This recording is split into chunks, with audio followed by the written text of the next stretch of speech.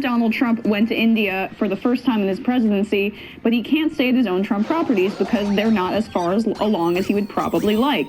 It's a little different situation than him going to his own club and being able to hold court there, Alyssa Ayers told Politico. She was previously the Deputy Assistant Secretary of State for South Asia. This trip would make his properties more visible in India. According to the report, Trump is likely hoping his presence will help his developments along while most of them are stalled. According to Donald Trump Jr., the family has spent the last decade working to build relationships in the country and get the 4 planned properties going, but only one has been completed. Since then, 2 of Trump's business partners in India have developed problems of their own. One's accused of massive fraud, while the other is facing a funding crunch. Both of them have close ties to India's ruling BJP, headed by Prime Minister Narendra Modi, reported the Washington Post there. Yeah. Well, this is the least surprising thing you've ever seen. So, of course, he goes there to try and gin up support, as we just outlined, where for his businesses there. So, again, if this happened for the first time, we'd go, oh, man, you guys hear? Literally, this could come up and you could ask anyone in the streets, ask Americans, hey, so you know Donald Trump is over there trying to promote his properties because they've stalled, because he's also part of his business partners. Some of them have come with some, corruption charges, what was it? Yeah, a little corrupt, they ran out of money, fraud. Which is the second least surprising thing about this. But we're now in this place. If you think about it, you heard it, and what was your response, you guys out there? It was like, oh, man, can you believe Trump did that? No, it was, yeah. Of course, because now we're in the place. He's done it so many times. It's just our new normal. Yeah, and it, like, shit. I know that right-wing personalities would hear that and think, oh, come on, that couldn't possibly influence his foreign policy, even though it clearly has in the past. And so, but just imagine, like, what if we didn't have to worry about it? What if he had put all of his business into a blind trust that he and his family didn't control, since all of them are tied up in his political life as well, and he just had a ton of money, didn't have to worry about it, and actually focused on America and its people and its priorities. And we didn't have to wonder every time he goes abroad if this is for our interests or for his own. Wouldn't that have been the simplest thing in the world? It wouldn't have hurt him in any way. They're gonna be well off for the rest of their lives. It would have been so simple. Don't miss your chance to win a trip to Los Angeles and have dinner with Jank, John, and me. Just head to tyt.com/dinner-in-LA to register to win. Sign up for a free Aspirations. Oh, I've been waiting for this. Like 2020? I watched this earlier, but I want to hear TYT's thoughts on it. Climb more mountains. Because it involves a former governor from my state I'm currently in. This is the year to set yourself free. And now is the time to start. Polaris clears the way for year-round riding with snow-taming tracks, heated cabs, I was almost going to get out of the way. No. New year, new you. Polaris. Think outside.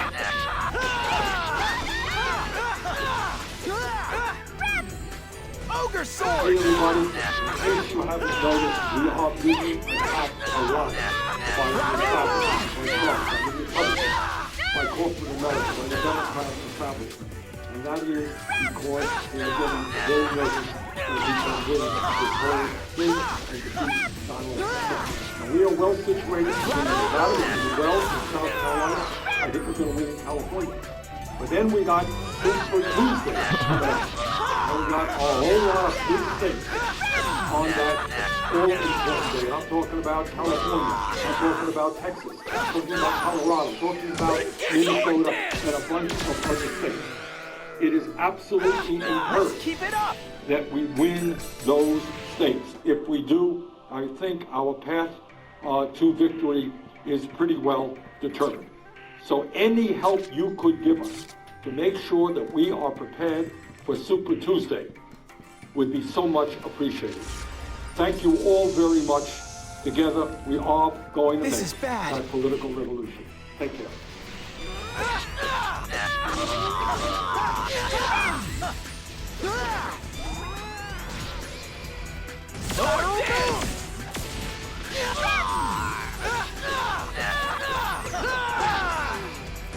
Anderson Cooper dropped the veil of neutrality and got pretty heated with Rod Blagojevich, who was just pardoned by Donald Trump after he did a variety of horrific acts, including trying to basically sell Obama's Senate seat and extort a children's hospital. But his wife went on Fox News repeatedly asking for his clemency, and then Blagojevich himself wrote an op-ed talking about how the Democrats were persecuting Trump. So Trump is easy to manipulate like a baby, and he pardoned Blagojevich.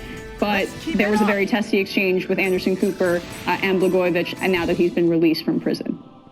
I didn't know how corrupt the criminal justice system was until they did it to me. That is. But I did clemencies and I did pardons. I didn't do nearly enough. It wasn't a priority. I would acknowledge that. I didn't go to the office every day doing that. Instead, I was giving health care to all the children, free public transportation to our seniors and the disabled. Actually, you were but I regret that very much. Money to hospitals in order to get campaign contributions. But listen, Governor. No, see, that's a big lie. They got $8 million from me, and I was sent to prison for things that aren't crimes. They got it after you had left. I promised it.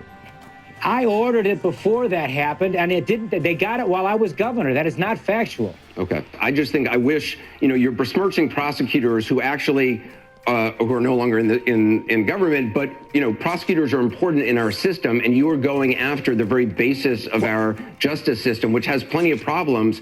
But part of the thing is you got out. You do have an obligation to at least admit what you did wrong, and you refuse to do that, and you're creating a whole new alternate universe of facts, and that may be big in politics today, but it's still, frankly, just bull.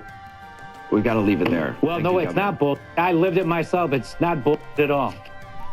Yeah, Blagojevich kept digging himself further into this whole. That wasn't even the testiest part of the exchange there too, but it was cathartic because you could see Anderson Cooper getting so riled up. And I will say it's quite jarring to see Blagojevich's exact hairdo intact when it's just completely silver now. It's so weird.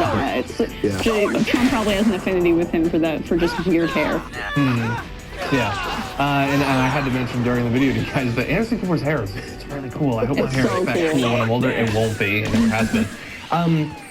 I liked his performance there. He got a lot of praise. What I find interesting about it is I feel like that right there was effectively,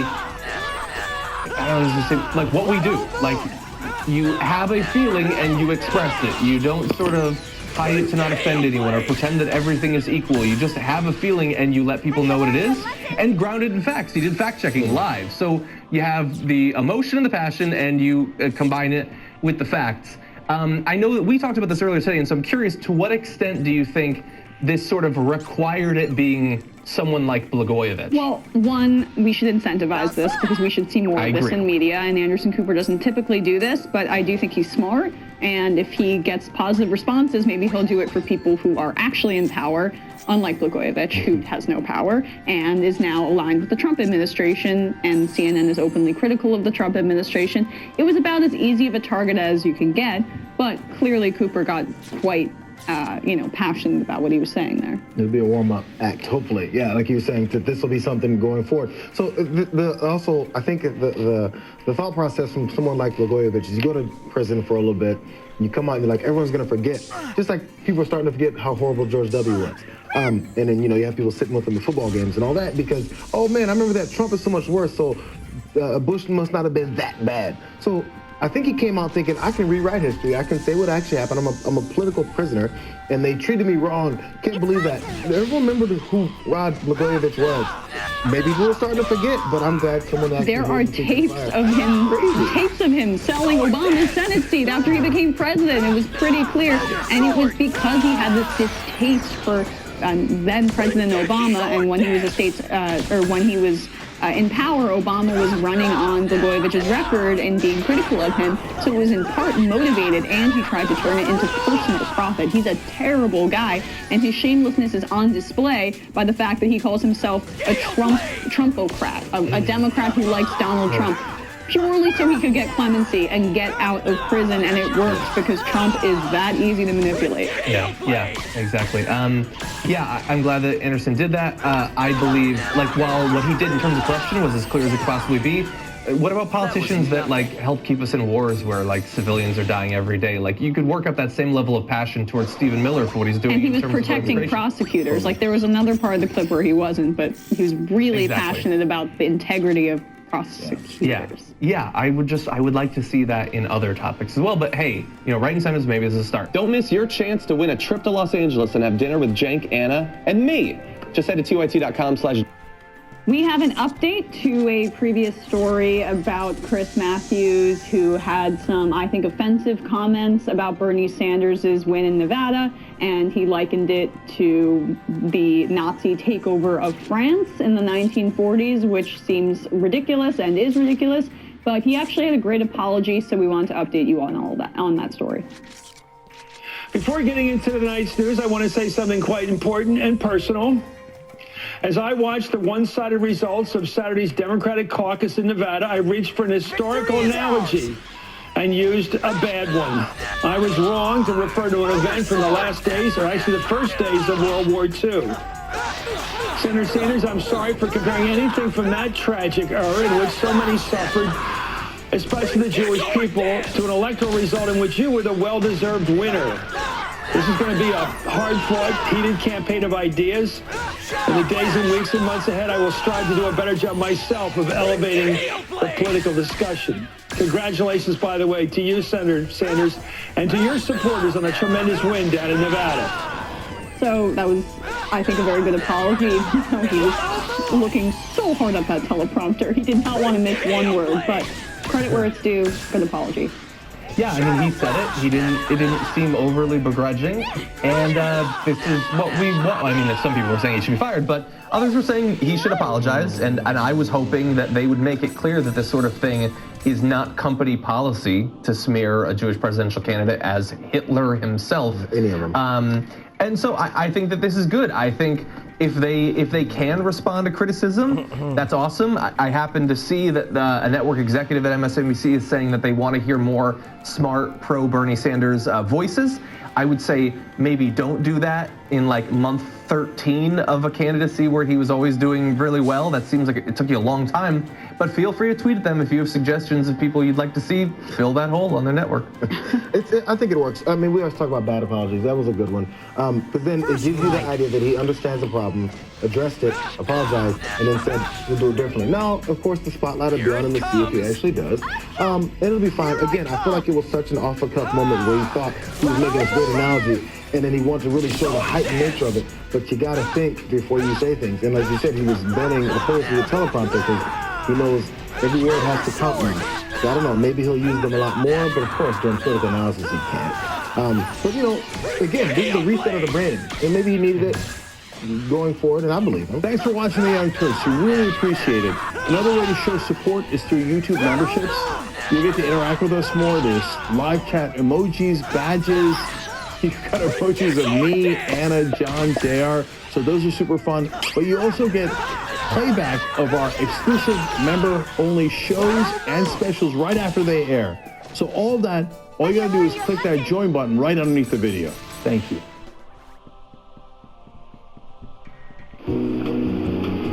Bingo!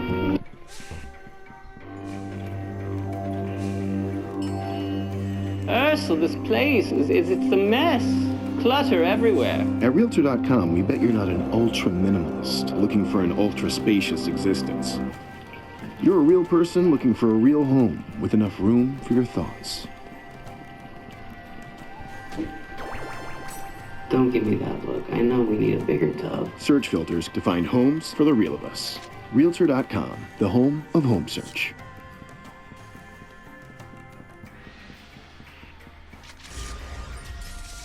Hi, got a small favor to ask of you. Please add your name to say you support our campaign. A campaign which is the most unprecedented campaign in the modern history of this country. You're dead!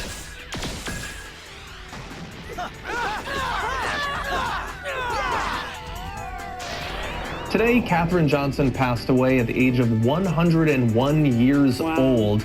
And you've probably already seen throughout the day a number of sort of odes to her life, what she represented historically. You might have seen Hidden Figures and seen this amazing mathematician who was effectively a human computer herself. And so I just wanted to go through a little bit about her life because I loved Hidden Figures because it's the sort of movie that profiles the sort of person that doesn't normally get movies made about them that profile their life. And yet they are the amazing people. Like, I love Iron Man and stuff, and there's great movies about these sorts of heroes, but there are real people who have done impossible things and don't often get recognized, especially historically in the sciences if they're women and if they're not white.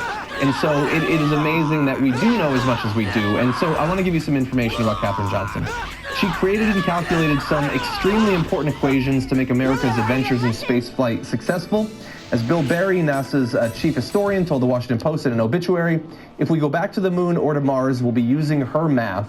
So like think about how complex it must be to figure out exact orbits, to know exactly where a spacecraft is going to land after taking off, traveling, orbiting the Earth multiple times, knowing exactly where it's going to land so that you don't lose the astronaut.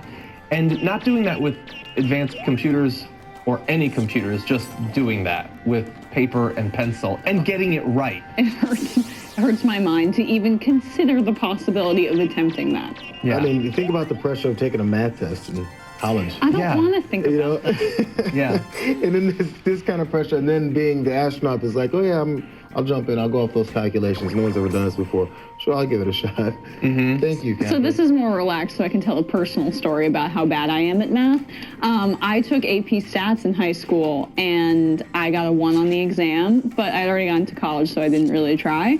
And later, three years later, my sister took the same class with the same teacher, and she was saying, you know, oh, there are people who, you know, we think would be, there was one student in particular who we thought would be really good at statistics, but like, this is a warning, even if you don't, you know, you might not have what it takes to take an AP class, blah, blah, blah. And my sister asked the teacher after the class if she was referring to me, and she said yes. So I was like the example for why you have to be serious and good at statistics and actually take the AP your class. Legacy lives on. Mm-hmm. You left a different kind of legacy on math. I'm glad I made the story about me. Yeah, well, we need these sorts of symbols. Right. One is a cautionary tale, one is something to be held up for future generations to emulate. Yes. Yeah, it just blows my mind. Like, I've always really been into, this is going to be embarrassing, I don't want to make it about myself either, but about sci-fi and space travel and like the all that we have now that potentially we can look forward to. It started off with these incredible humble beginnings where just humans were filling in for technology that we didn't have at that point. And it wasn't like this purely scientific thing. Like, people's lives were on the line. And like, one of the things that happened in the movie, there are things that are, you know, dramatized or combinations of events. But one thing that happened in Hidden Figures that's true is that John Glenn didn't trust the computers to figure out like basically the math for his reentry. And he was like, no, I'm not going with that. I want her to do it. Wow. And like, so his life was in her hands as she did these calculations, and she did it. And that is just so amazing. And like, I don't know, I wish we lived in a world where that was lauded more often, where it was not out of the norm, that's what the norm was. These are the heroes we look up to. It's that people who work hard, persevere against incredible obstacles, some like numeric and scientific obstacles, but some just social and discriminatory and bigoted obstacles. Yeah, the biggest part about this whole story and her life and the other computers, but by the way, side note before I get to that point is, when did this movie come out? It's a few years ago? 17, I think. Oh, so I didn't see it. Anyway, it was a few years ago that I learned, because I'm an idiot, that before we had computers, there was humans that were called computers. And I was watching the movie and I was like, oh, they're computers. They computed. Bring me my computer, Catherine. I was like, oh my God, it's crazy. So the fact that you were like, computers took the place of humans.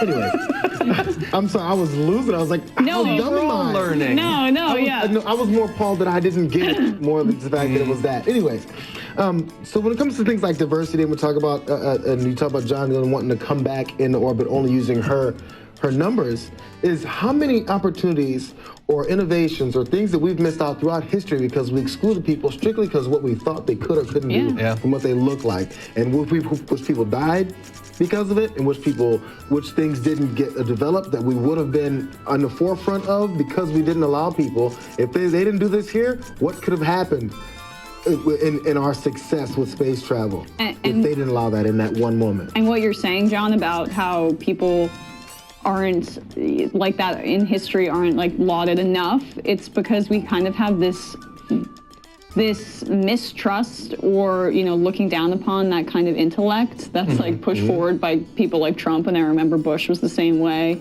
talking about focusing on its gut. There's like this distaste for people who are that bright, I guess, sometimes in society, where we don't value them in the way that we should, and they're seen as elitists, or people feel talked down to, when in reality they're just like the special humans among us who have the abilities to do things that we can't. Yeah. If we don't get it, then we get mad about it. It's a weird, horrible. It's insecurity, yeah. And some have it more than others. Yeah, true.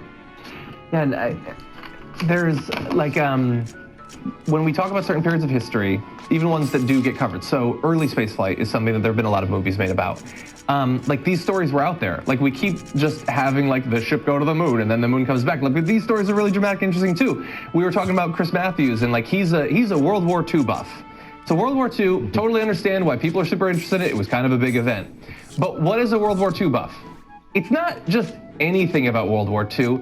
It's generally people in America who are obsessed with like the landing in Normandy, Battle of the Bulge, a little bit of the Eurocentric stuff that America did for the most part. I found out recently, I'm gonna get the exact number wrong, so I apologize for that. But the India, the country of India, their contribution to the war effort in World War II, I forget if exactly if it was 3 million or 11 million soldiers they contributed. Have you ever seen a movie about that? Millions of soldiers. Well, I've never in a movie even heard that happened. Yeah. But there are these amazing stories of bravery and valor of these Indian soldiers who were like effectively helping out people who have devastated them for centuries at that point, but doing so. And there's just like, how many stories could have been told about that? Like you could be a World War II buff. World War II is bigger than like Mont Saint Michel or whatever. Like it's stretched across the world, and there are stories throughout that. Yeah, or just the fact that Egypt was performing and the Egyptians were performing brain surgery before Christ was even born with anesthesia. I mean, it blows my mind. Yeah. Yeah, I don't know. History is fascinating and way bigger than we're taught in school. Right, exactly. It's just one last point, just exactly what you're saying. It's so Eurocentric, everything, our frame of mind, even with Chris Matthews, it's this kind of like romanticism of the culture of European and American and white, culture that is not always explicit, it's largely implicit, but it privileges that history over the countless other achievements of other countries and other ethnicities that just, we don't learn about. And so it's subtle but effective in dehumanization. Thanks for watching The Young Turks. I really appreciate it. Another way to show support is through YouTube memberships. You'll get to interact with us more. There's live chat emojis, badges. You've got emojis of me, Anna, John, JR. So those are super fun. But you also get playback of our exclusive member-only shows and specials right after they air. So all that, all you got to do is click that join button right underneath the video. Thank you.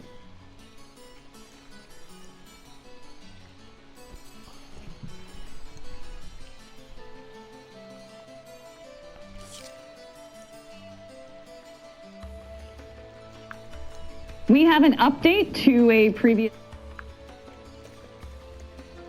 John Oliver. John Oliver.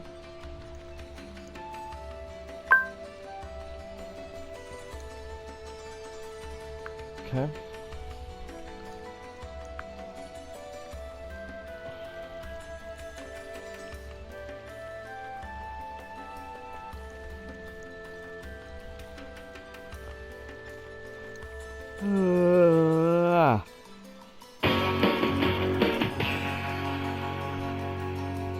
We thought we'd talk about an issue that has dominated the Democratic primary. And I'm not talking about why Tom Steyer doesn't look richer, but why doesn't he, though? His skin's sallow, his clothes don't fit right, and he seems to only have one tie. What is this man doing with all his fucking money? No.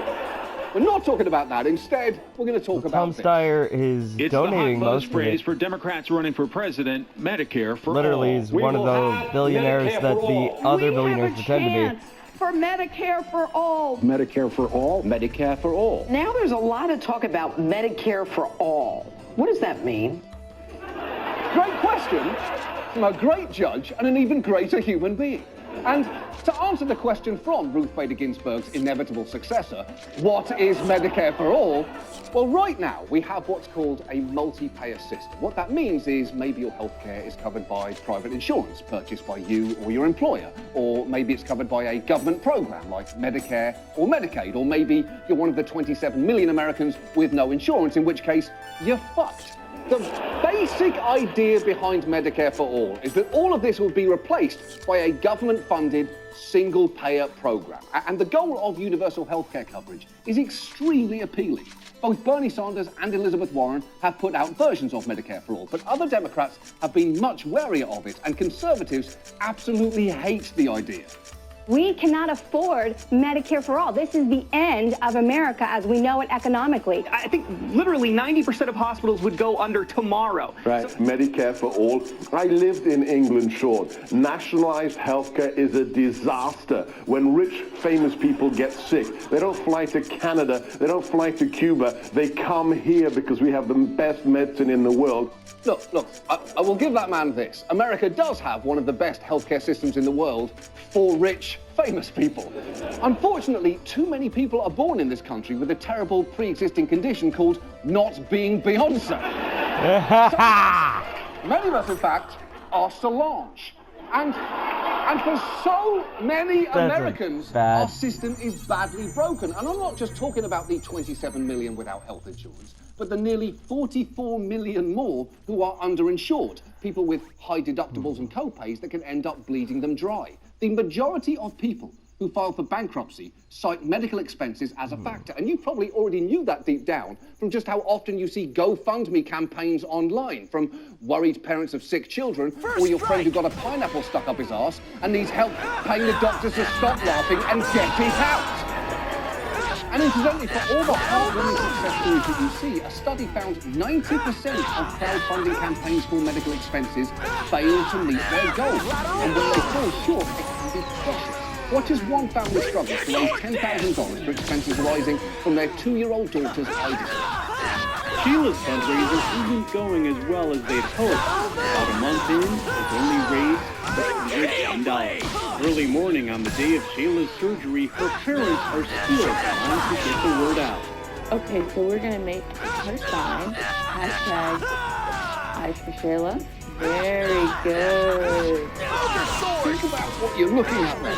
It's a pre-dystopian society that we're living in. If your physical and financial well-being depend on whether your crowdfunding campaign can get a signal boost from Jif Pom the Pomeranian. And good luck with that, by the way. I've been trying to get him to post our gerrymandering piece for months now, and he won't do it. Come on, Jif Pom, throw us a fucking bone, you asshole!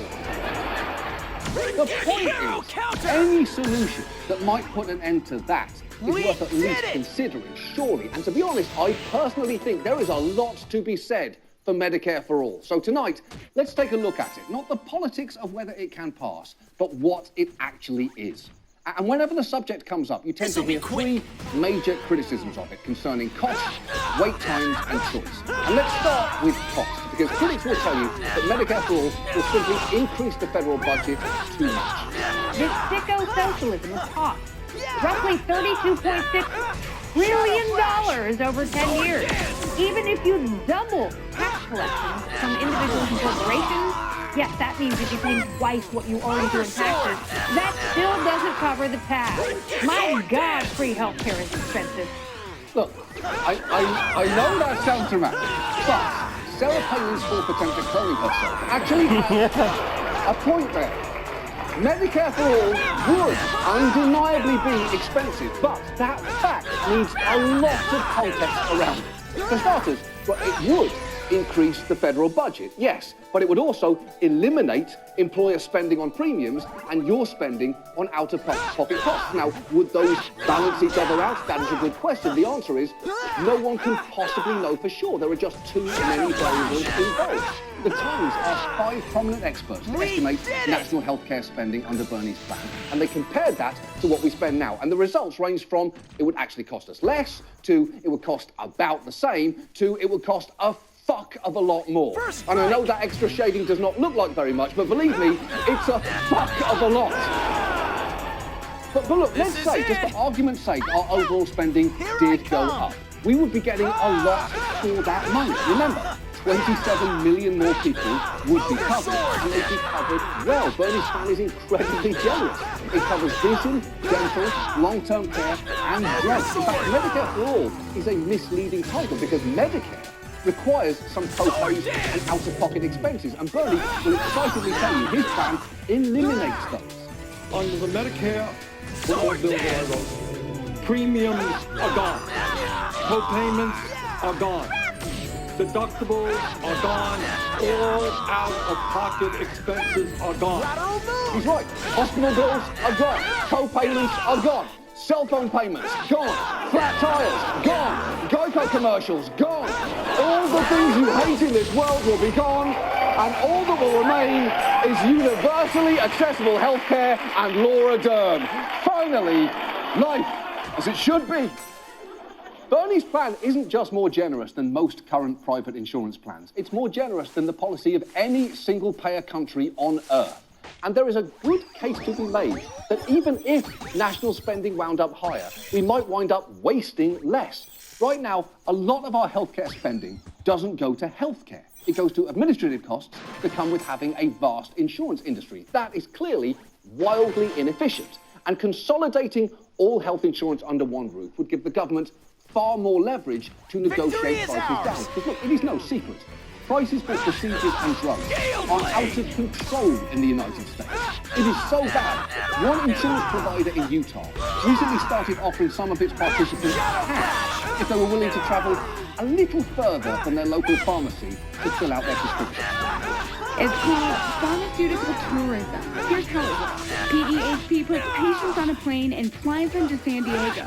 From there, a private car takes them across the border to Tijuana, Mexico, where their prescription is waiting for them. The only difference, the prescription costs roughly half the price. PEHP will give people willing to travel an additional $500 back. It's cheaper for us to pay for the drug down there, send them down there, and then give them $500. Fucking crazy! Giving you $500 to go to Mexico to buy drugs is not what your insurance provider should be doing. It's what your sketchy friend Meredith should be doing. Because she wants to make Brianna's bachelorette party a total rager. I go myself, but I have outstanding warrants. Under Medicare for All, the government would be a much stronger negotiator. Now, you wouldn't want it to set prices so low that it stifles innovation or bankrupts doctors, but that is a balance that you would need to strike. Overall, you can't definitely say that it would be more expensive, but even if it was, I personally would argue that it's worth it. And either way, cost is a lot more complicated an issue than just going on TV and saying $32.6 trillion like Tina Fey doing her best Dr. Evil impression. Anyway, the next major criticism of Medicare for All concerns wait times, specifically that it would result in rationing and delays to care. If you think it's fun to wait in line at DMV, you're going to love Bernie Sanders' wait times for Medicare for All. It leads to the kind of care that people now have in England or Canada, where you have to wait in line. If you take a look at Canada or the UK, it means long waiting lines. It means people not getting the health treatments they need. I get that no one likes waiting in line. I get most people see the line at Trader Joe's and either abandon their cart or pull the fire alarm and sneak out with their groceries undetected. I'm not saying I've ever done that. I'm just saying I had a show to do tonight, and who wants some peanut butter pretzels? But look, as with cost, comparisons of wait times are very complicated. For one thing, the international wait times that you hear about most often are for non-emergency surgeries. such as knee replacements. And while, yes, people in other countries do sometimes have to wait slightly longer for some care, it's not like Americans aren't having to do that right now anyway. Americans are just sometimes forced to wait due to the expense. About half of US adults say they or a family member put off or skipped care in the past year because of the cost. And about 1 in 8 say their medical condition got worse because of that delay. As for the uninsured, they can wind up having to wait on a literal line, seeking care with aid groups like Remote Area Medical, an organisation that travels the country setting up mobile clinics to treat people for free, and which draws massive lines wherever it goes. Having got their place in line, many camped out for the night. Before dawn, this was the moment they were waiting for. Number 1, come on down. Number 2. Number 3. One by one, patients are let in for their chance of a visit to a doctor, a dentist, and an optician. At first, Stan focused on communities in remote areas of developing countries. But Stan says he gradually came to realise the depth of need in the US. Today, 80% or more of what we do is here in the United States. It's unbelievable to me that that is the case. Normally, Americans hate it when a British person comes over to diagnose what's wrong with you. Believe me, 6 seasons of YouTube comments have made that very fucking clear. The internet is mean. And for all critics talk of wait times abroad, it is worth knowing less than 10% of Britons or Canadians say that their health system needs to be rebuilt completely, compared to 23% of people here in the United States. In fact, when London hosted the 2012 Olympics, the opening ceremony featured a 4.5-minute celebration of the National Health Service, featuring swing dancing doctors and nurses and children jumping up and down on hospital beds. As for Canada, they adore their health service so much that when they had a contest for the greatest Canadian of all time, this was the result. The greatest Canadian as decided by you is...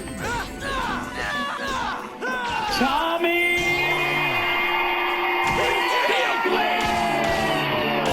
The mother of all national titles goes to the father of Medicare. Yeah! Tommy Douglas! Yeah! Woo! I mean, his masterpiece is The Problems of the Subnormal Family endorsed eugenics, but we're going to ignore that because it was the 1930s and no one's perfect! Give it up for Tommy! Woo! And look, then there is the final big criticism of Medicare for All, which involves choice. Specifically, that it would take away our ability to choose the sort of health coverage that we receive. When I hear that health care is a right, what I hear is health care will no longer have choices. Under Medicare for All, your choice of health coverage disappears. Americans are still Americans. We're not socialists, we're not communists, we like choice. And we like to have choice in healthcare, especially. Right. Americans are Americans, it's true. And they do like having choices. It's why the #1 rated series on Netflix is 40 minutes of looking through the menu for something good.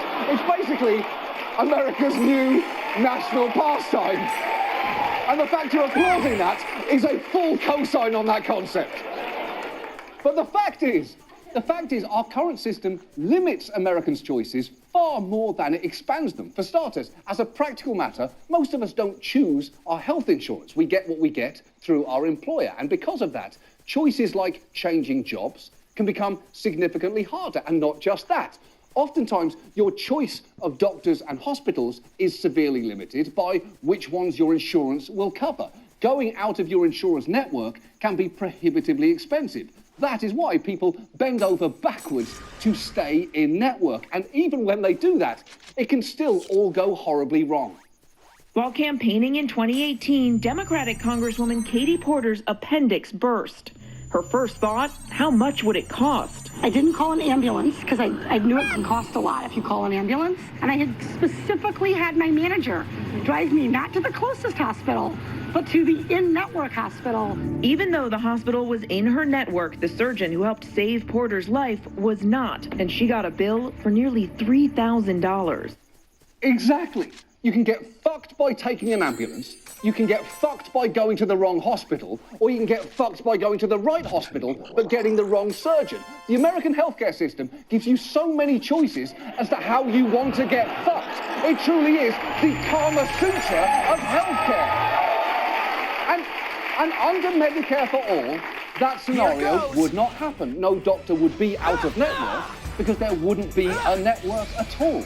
And the truth about Americans' current illusion of choice is that too often, because of cost, the choices our current system forces people to make are ones like this. Here it comes! I prioritize the heart stuff over the insulin because the heart stuff is more immediate. I know over time, you know, diabetes will kill me, but it'll take a longer time. And I know that without the heart failure drugs, I only have 13% function of my heart. I don't want to play with that. That's obviously tough. A humane healthcare system should not require people to pick their favourite organ. Although, for the record, if you're ever asking me my favourite organ, I'm going spleen every time. Now, I know the brain and the heart get all the attention, but I'm telling you, when it comes to filtering blood, you can't go wrong with the spleen. Hashtag I'm a spleen stang, hashtag yeah spleen. So those are the three main criticisms of Medicare for All. And I should say, it is not just people on the right who raise it. Some Democrats have reservations too. Pete Buttigieg, for instance, prefers a different concept to Medicare for All, but with a catchily similar name. My healthcare vision is Medicare for all who want it. Let every American... That is where the government doesn't replace the private insurance system. It just introduces its own plan that would compete with it. And it would definitely be an improvement over what we have now. The problem is, it would leave so much of our current insurance infrastructure with all of its problems intact. So that's kind of like being offered either a shit sandwich or a slightly smaller shit sandwich with guac. I mean, I guess I'll take the second one if you're asking, but honestly, the lack of guac wasn't really my main fucking concern. And I'm not saying any of this would be easy. A lot would have to be figured out, from how to impose the taxes to pay for it in an equitable way, to the consequences of eliminating the entire private health insurance industry, which by one estimate could displace 1.8 million workers. That is a legitimate thing to be concerned about. And any plan would have to be designed and rolled out very, very carefully. That is why both Warren and Sanders talk about the need for transition plans for workers in their proposals. And I get that big change is scary. It is human nature to prefer the devil you know over an uncertain alternative. But the devil you know is still a devil. And it is easy to forget that. I shit on Britain a lot on this show. And I'm not going to stop anytime soon. But one thing Britain does well is the National Health Service. It's not perfect, of course. I'm not going to swing dance on a fucking bed about it. But I will be honest with you, I've never had a bad experience, and I don't know anyone who has. But since moving to America, I don't think I have met anyone who doesn't have at least one insurance industry horror story. At this point, the US national anthem should just be everyone in the stadium yelling about their insurance company for 2.5 minutes. So for what it is worth, personally, I am in favour of some version of carefully designed universal health coverage. And I will own all the things about it that are difficult, including the fact that politically it would be incredibly hard to get passed. But in return, anyone who is resistant to significant change is going to have to own all the flaws of our current system. One in which, when Americans get sick, they can find themselves comparison shopping with a burst appendix, flipping a coin between life-saving medications, and praying they can come up with a catchy enough hashtag to cover their care. Although, for what it's worth on that one, until we fix this fucking mess, if anyone gets a ruptured spleen, please feel free to use hashtag #YaSpleen. That's all yours. Good luck with it.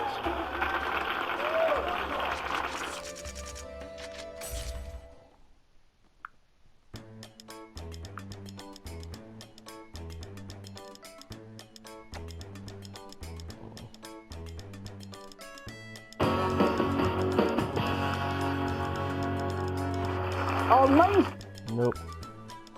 Let's go ahead and head over to CNN.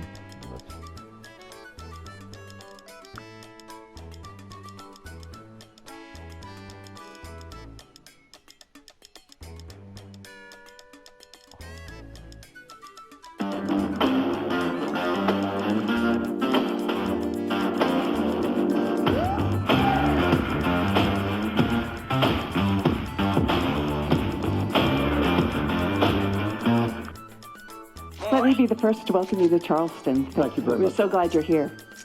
Bernie, could you please share how you will allay the fears of those who see your political ideology as too extreme? How do you respond to Americans who believe we need to beat Trump more than we need extreme political policies? Thank you very much, Cheryl, for the question. And you're quite right. I think not only virtually all Democrats, a whole lot of independents and some Republicans understand that it is absolutely imperative that we defeat this extremely dangerous president. So I'm happy to tell you for a start that if you look at the polling out there, polls go up and polls go down, but almost all of the polls nationally have me defeating Trump. If you look at just polls that came out a few days ago on Sunday, I think it was CBS, I am beating Trump in Michigan, beating Trump in Pennsylvania, beating Trump in Wisconsin. I think we're tied in Florida. And I think, Cheryl, that we are the strongest campaign because we have the energy and the excitement that we need to create the largest voter turnout in the history of this country, which is exactly what we need in order to defeat Trump. So what our campaign is doing, and I think doing quite well, I think you saw that in Iowa, New Hampshire, Nevada, is we are reaching out to working people, many of whom have become very disillusioned with the political process. They're hurting. And they're saying, you know what, the political establishment is not feeling my pain. They don't know what's going on in my life. We are reaching out to those people. We are reaching out big time to young people. And if we can bring young people, black and white and Latino, Native American, Asian American, young people into the political process in the numbers that I think we can, it will be extraordinary. We will defeat Trump big time. Last point that I want to make. You know, I know if you look at the media, they say Bernie's ideas are radical and they're extreme, they're out of the mainstream. Let me just tell you, I don't think that that's true.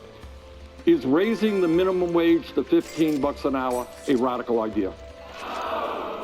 Is making sure that all of our kids have the opportunity to get a higher education, regardless of their income, because we're going to make public colleges and universities tuition free, is that a radical idea? This is a scientific poll. You hearing this? Is doing what every other major country on earth does. Jane and I live 50 miles away from the Canadian border. Somehow they managed to guarantee health care for every man, woman, and child in that country at half the cost that we spend per capita. Is guaranteeing health care to all people as a human right a radical idea?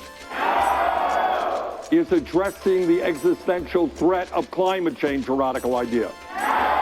All right. I rest my case. All right. I hear you speak, I get really excited. But I remember that Trump excited his base with a promise to build a wall with no real plan to pay for it. Your plan for free college tuition and Medicare for all seems like a way to excite the Democratic base with no real plan to pay for it. Now, how is your position in your campaign different than what Donald Trump did? Oh, I think, you know, given the fact that I've spent my entire adult life fighting against everything that Trump stands for, trust me, we're a little bit different. But when here's what I want to do. First, I'm going to give this to you. I thought that question might come up. All right, here it is. This is a list which will be on our website tonight of how we pay for every program that we have developed. Okay. But let me give you some examples. Okay, you asked a good question. Here's the answer. You're right. I believe that we should make public colleges and universities tuition free because in the year 2020, when we live in a competitive global economy, I want all of our kids, regardless of income, to be able to get that higher education, college or trade schools. By the way, I also believe we should cancel all student debt in America. Okay. Now you're smiling and you say, well, that's a great idea. How does he pay for it, right? Did I read your mind on that one? Okay. And the answer is, I'll tell you exactly how we pay for it. We pay for it through a rather modest tax on Wall Street speculation. That is how we pay for that. All right? You will remember 12 years ago the Congress, against my vote, bailed out the crooks on Wall Street who nearly destroyed this economy. I think a modest tax on Wall Street speculation right now to make sure all of our kids who have the ability and the desire get the education they need is something that we should do.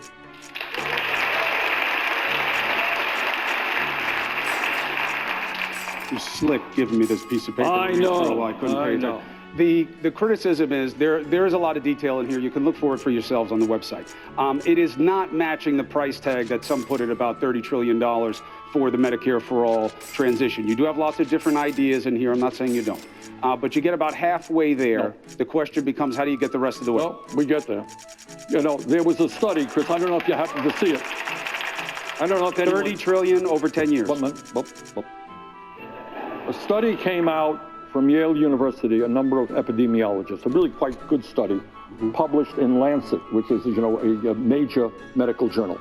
What they said is when you get rid of all of the administrative waste that we have now, having to administer, can you believe that thousands and thousands of separate plans? You have a $5,000 deductible, you have a $10,000, you're in this, that, you're in that, you're covered with this prescription drug, you got that. It is a disaster. When you get rid of all of that administrative waste, which other countries do, when you get rid of the profiteering of the drug companies, we can, in fact, pay for Medicare for all and substantially lower the cost for the average American worker. Now, you want to know how we're going to pay for it? Well, we can go on for several hours very briefly. Number one, for the average person, how do we pay for it today, Chris? You know how we pay for it? The average family in America makes about $60,000 a year. That family is paying premiums, deductibles, out-of-pocket expenses, and co-payments. That $60,000 a year family is now paying $12,000 a year for health care. It's an outrageous sum of money, about 20% of the family's income. What we do, among other proposals in there, is to say, all right, you are that average $60,000 a year family, you're going to pay a 4% tax, exempting the first $29,000, leaving $31,000 of taxable dollars, which is about $1,200 a year. A heck of a lot better than what you're paying today. We also have a payroll tax. We have a payroll tax on employers, which will save them substantial sums of money. Because remember, under Medicare for All, no more premiums for the worker or the employer, no more out-of-pocket expenses, no more deductibles, no more out-of-pocket expenses. And because we're taking on the greed of the pharmaceutical industry, nobody in America under Medicare for All pays more than $200 a year for prescription drugs. You said on 60 Minutes this weekend, it is unfair to simply say everything is bad with the way Fidel Castro ruled in Cuba. Now, Democratic members of Congress who represent Cuban Americans in Florida, obviously you got to win there, they're attacking your comment as absolutely unacceptable, singing the praises of a murderous tyrant. Response. The response was when Fidel Castro first came to power, which was when? 59? Is that right? 59-60. Okay. You know what he did? He initiated a major literacy program. There's a lot of folks in Cuba at that point who were illiterate. And he formed the Literacy Brigade. You may read that.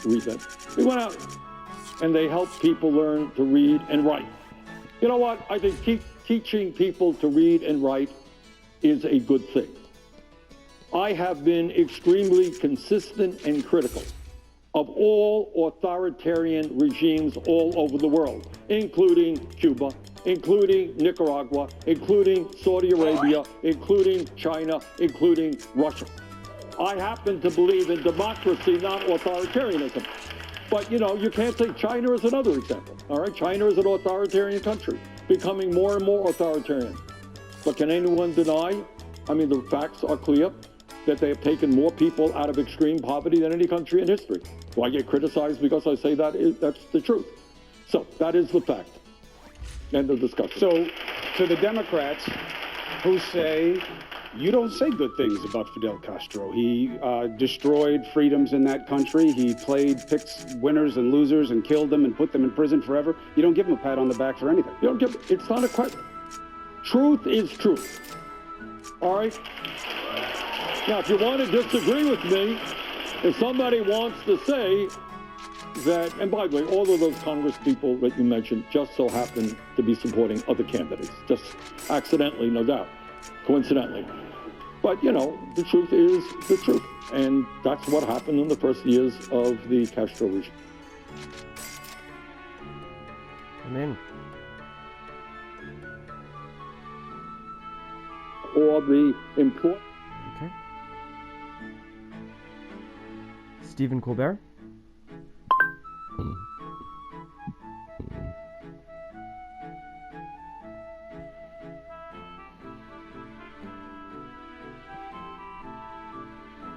These are the people who make Gentleman Jack. Cultured, refined. You do realize Gentleman Jack was a chick, right? Number 7. They simply took the time to borrow it twice. Gentleman Jack, from the makers of Jack Daniels. Welcome to The Late Show, everybody. I'm your host, Stephen Colbert. This weekend, good to be back. So good to be back. I missed these people. This past weekend, Democrats did something that once seemed unimaginable. They counted the votes in a caucus. And I'll tell you all about it in tonight's... I have a plan for that. A progressive agenda. Donald Trump's worst nightmare. We're at each other's throats. Made a lot of money. Corn Pop was a bad dude. You know who number 1 is? Trump. Fury Road to the White House 2020. I think I just learned my last spell. Or at least the last spell available in this town. On the Fury Road. Super cut. Headbutt. Yeah. Headbutt.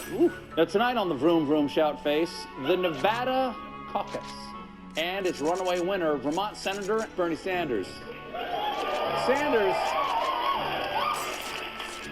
Sanders was coming off slim popular vote victories in Iowa and New Hampshire, but Bernie won Nevada with 46% of the vote, including a diverse coalition of immigrants, college students, Latina mothers, young black voters, white liberals, and even some moderates. And because it was Nevada, he also picked up votes from blackjack dealers, Cirque du Soleil, and that one guy sitting alone at the prime rib buffet muttering, "How am I going to tell Marjorie?"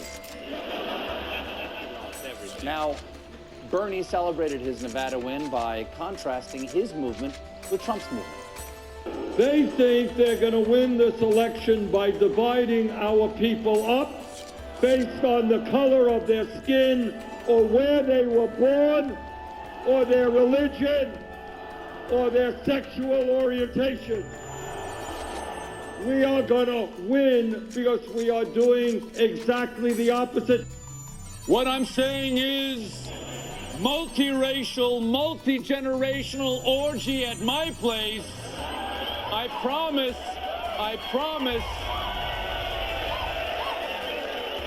you will feel the burn. And the burn will feel you. Now, the Nevada results were also a boost for the flagging campaign of Joe Biden, who came in second with 20% of the vote and told supporters that Joe Mentum is back. You put me in a position, you know, the press is ready to declare people dead quickly. But we're alive and we're coming back and we're going to win. Bragging that you're alive may not be the most stirring campaign rally. Folks, we're breathing on our own. The tubes are out, the pants are on. See how we do with this. This morning I had a whole thing of applesauce. Now sponge bathe me.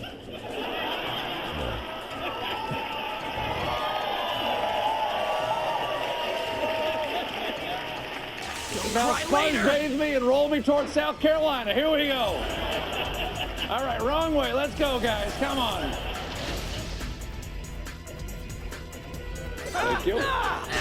A lot of moderate Democrats are concerned about having a Democratic socialist at the top of their ticket. And last night, 60 Minutes aired an interview with Bernie, and he did not do much to put his critics in ease.